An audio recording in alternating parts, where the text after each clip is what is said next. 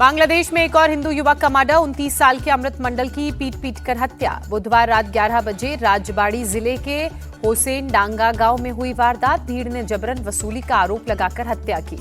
Police के मुताबिक अमृत के खिलाफ पांगशा पुलिस स्टेशन में 2 मामले दर्ज हैं। इनमें एक हत्या का मामला भी शामिल। बांग्लादेश में जारी हिंसा को लेकर पूर्व पीएम शेख हसीना ने फिर यूनुस सरकार पर निशाना साधा। कहा, मौजूदा सरकार गैर मुसलमानों पर अत्याचार कर रही है।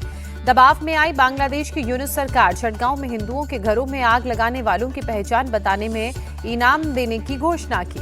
ढाका लौटने के बाद खालिदा जिया के बेटे तारिक रहमान ने कहा, हमें मिलकर नया बांग्लादेश बनाना होगा। नए बांग्लादेश में सभी धर्मों का सम्मान होगा।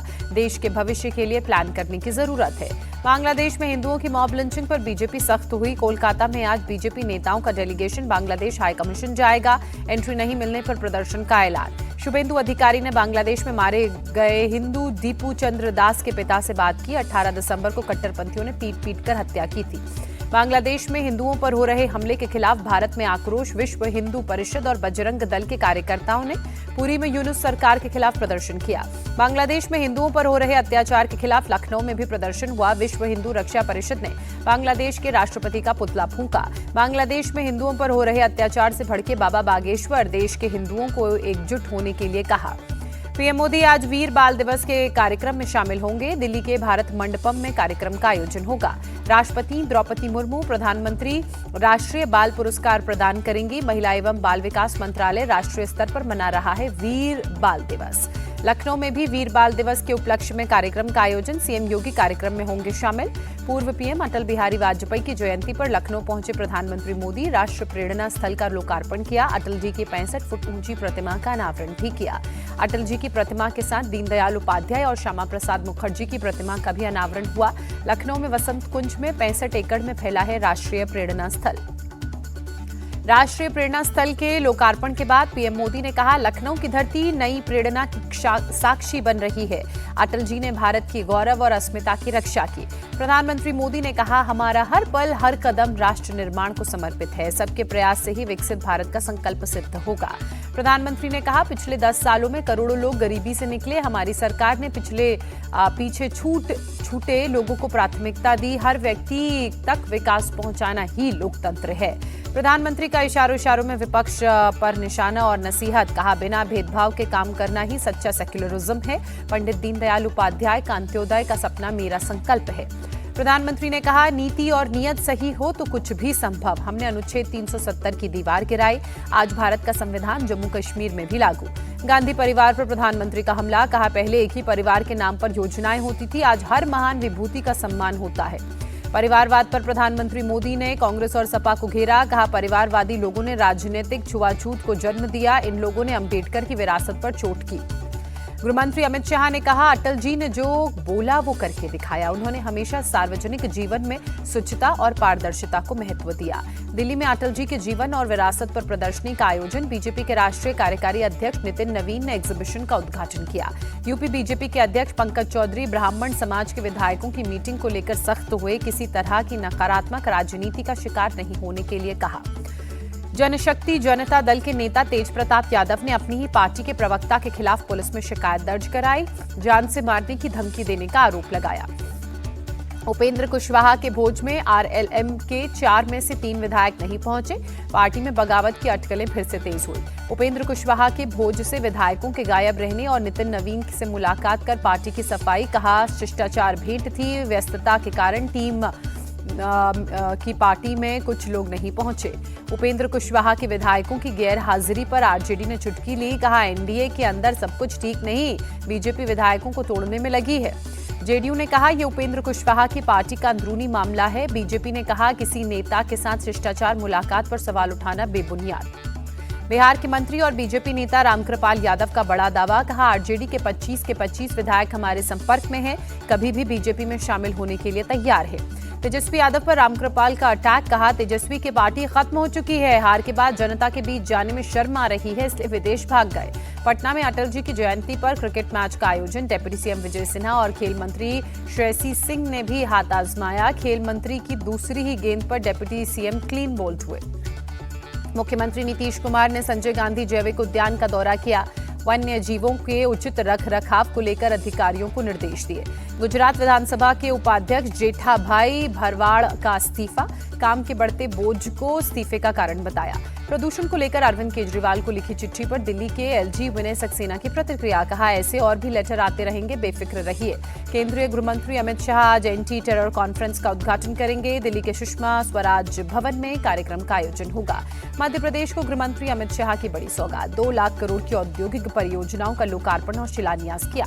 मुंबई में केंद्रीय मंत्री पीयूष गोयल ने लोकल ट्रेन में खड़े होकर यात्रा की। बोरीवली से दादर तक ट्रेन में सफर किया। पीयूष गोयल यात्रा के समय लोगों से बात करते भी नजर आए। क्रिसमस और न्यू ईयर को लेकर दिल्ली के कनॉट प्लेस की सुरक्षा बढ़ाई गई। बड़ी संख्या में पुलिस फोर्स की तैनाती, लॉ एंड ऑर्डर बनाए रखने के लिए पुलिस के जवानों ने फ्लैग मार्च किया। ओडिशा के कंधमाल में 1 करोड़ 10 लाख का इनामी नक्सली गणेश उई के ढेर हुआ। सुरक्षा बलों से मुठभेड़ में 5 और नक्सली मारे गए। सांता क्लॉज के साथ प्रदर्शन कर मुश्किल में फंसे आम आदमी पार्टी के नेता सौरभ भारद्वाज समेत आप के 3 नेताओं पर दिल्ली पुलिस ने दर्ज की एफआईआर। सोशल मीडिया पोस्ट से धार्मिक भावनाओं को आहत करने का आरोप। आज से रेलवे किराए में बढ़ोतरी, 215 किलोमीटर से ज्यादा के सफर में हर किलोमीटर पर 1 से 2 पैसे ज्यादा लगेंगे। साल में दूसरी बार किराया बढ़ा। नेताजी सुभाष चंद्र बोस के परपोते चंद्र कुमार बोस ने राष्ट्रपति द्रौपदी मुर्मू को चिट्ठी लिखी। जापान के रेनकोजी मंदिर से नेताजी के अवशेषों को भारत वापस लाने की गुजारिश। पुणे के कोंढवा पुलिस स्टेशन इलाके में अवैध शराब की बिक्री पर बड़ी कार्रवाई, लाखों की शराब और 1 करोड़ 85 लाख रुपए कैश जब्त हुआ। भोपाल में पुलिस की अनोखी पहल, लॉटो में गुम हुए स्कूल बैग की खोज कर बच्ची को दिया। पंजाब के लुधियाना में लुटेरों का आतंक, 5 से 6 की संख्या में बदमाशों ने बाइक लूटी, विरोध करने पर बाइक सवार की पिटाई की। दिल्ली के वेलकम इलाके में युवक की चाकू मारकर हत्या, मामूली सी बहस के बाद झगड़ा हुआ और उसी झगड़े में चाकूबाजी। पुलिस और फॉरेंसिक टीम मौके पर पहुंची। पुलिस मामला दर्ज कर जांच में जुटी। यूपी के गाजीपुर में पुरानी रंजिश के चलते 3 लोगों की हत्या, धारदार हथियार से काटकर तीनों के शवों को तालाब में फेंका गया। पुलिस की टीम ने तालाब से 2 शवों को बरामद किया। हत्या का मामला दर्ज कर पुलिस मामले की जांच में जुटी। मध्य प्रदेश के जबलपुर में पुलिस ने 6 क्विंटल कैनबीज बरामद की। पुलिस ने ट्रक को जब्त किया।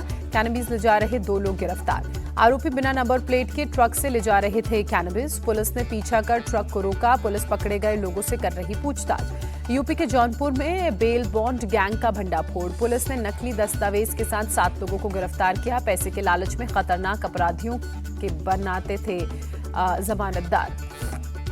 मध्य प्रदेश के इंदौर में ज्वेलरी की दुकान से 15 लाख के गहनों की लूट। पुलिस ने आरोपी प्रेमी जोड़े को गिरफ्तार किया।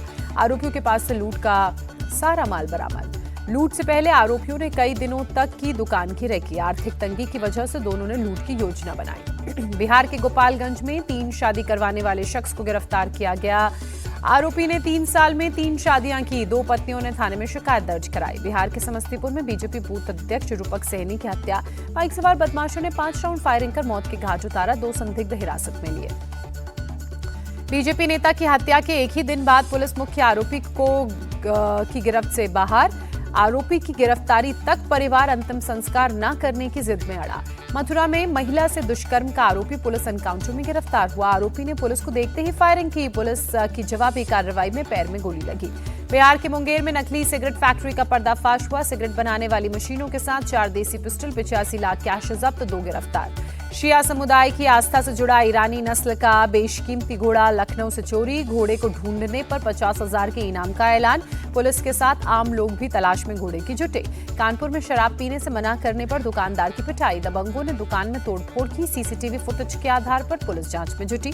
छत्तीसगढ़ की राजधानी रायपुर के मैग्नेटो मॉल में हंगामा। क्रिसमस की तैयारियों के बीच नकाबपोश लोगों ने धर्म पूछकर तोड़फोड़ की। 30 से 40 लोगों के खिलाफ केस दर्ज हुआ। बिहार के रोहतास में अंग्रेजी शराब की बड़ी खेप बरामद हुई। ट्रक में कपड़े के गठरे के बीच तहखाना बनाकर छुपाई गई शराब। ट्रक का ड्राइवर गिरफ्तार। महानगर पालिका चुनाव से पहले नागपुर पुलिस अलर्ट हुई। गाड़ियों की चेकिंग में बाइक सवार शख्स से 9 लाख रुपए कैश जब्त हुआ। जम्मू कश्मीर के बारामूला में रिश्तों की मर्यादा शर्मसार हुई। शख्स ने बुजुर्ग पिता को बेरहमी से पीटा। वीडियो वायरल होने के बाद कलयुगी बेटे को पुलिस ने पकड़ा। राजस्थान के उदयपुर के निजी अस्पताल में मरीज पर जानलेवा हमला। अस्पताल में भर्ती दूसरे मरीजों ने महिला पर कैंची से ताबड़तोड़ हमला किया। नवी मुंबई में स्टेटस लगाने पर हिंदू शख्स की पिटाई। क्रिसमस की बधाई न देने को लेकर लगाया था स्टेटस। पिटाई के बाद उल्टा पीड़ित पर मुकदमा दर्ज हुआ। नवी मुंबई में केमिकल फैक्ट्री में भीषण आग। फायर ब्रिगेड की टीम ने आग पर काबू पाया। आग लगते ही फैक्ट्री से उठने लगी ऊंची ऊंची लपटें। फैक्ट्री में केमिकल होने की वजह से तेजी से फैली आग। कर्नाटक के मैसूर में सिलेंडर ब्लास्ट में एक शख्स की मौत हुई, 3 लोग घायल। मैसूर पैलेस के गेट के बाहर धमाका। मैसूर पैलेस के जयातंड गेट पर ब्लास्ट हुआ। धमाके के बाद इलाके में दहशत का माहौल। पुलिस धमाके की जांच में जुटी। हिमाचल प्रदेश के मनाली में क्रिसमस के मौके पर जश्न में पर्यटक डूबे। गाने की धुन पर थिरकते नजर आए टूरिस्ट। ओला उबेर में महिला चुन सकेंगी फीमेल ड्राइवर। बहुत जल्द ऐप में मिलेगा जेंडर चॉइस ऑप्शन। केंद्र सरकार जल्द लॉन्च करेगी भारत टैक्सी ऐप। पूरा मुनाफा सीधे ड्राइवरों को मिलेगा। ओला उबर को मिलेगी टक्कर। आरबीआई ने 3 घंटे में चेक क्लियरेंस का नियम टाला। 3 जनवरी 2026 से लागू होना था। अब सुबह 9 से शाम 7 बजे तक होगी प्रोसेसिंग। स्प्लीन की चोट के चलते भारतीय बल्लेबाज श्रेयस अय्यर मैदान में कई दिनों से नहीं दिख रहे थे। नेट्स पर हालांकि प्रैक्टिस करते हुए वो नजर आए। अब फिटनेस क्लियरेंस का है इंतजार। विजय हजारे ट्रॉफी का राउंड 2 आज। दूसरे राउंड में 19 मुकाबले खेले जाएंगे। रोहित शर्मा की मुंबई टीम उत्तराखंड से भिड़ेगी। विराट कोहली की दिल्ली का गुजरात से होगा सामना। विजय हजारे ट्रॉफी मैच के बाद रोहित शर्मा ने मैदान पर आए नन्हे फैंस को गले लगाया। फैंस ने रोहित शर्मा की जमकर तारीफ की। हरियाणा के करनाल में नीरज चोपड़ा और हिमानी की रिसेप्शन की तस्वीरें सामने आई। सीएम नायब सिंह सैनी समेत कई दिग्गज आशीर्वाद देने के लिए मौके पर पहुंचे।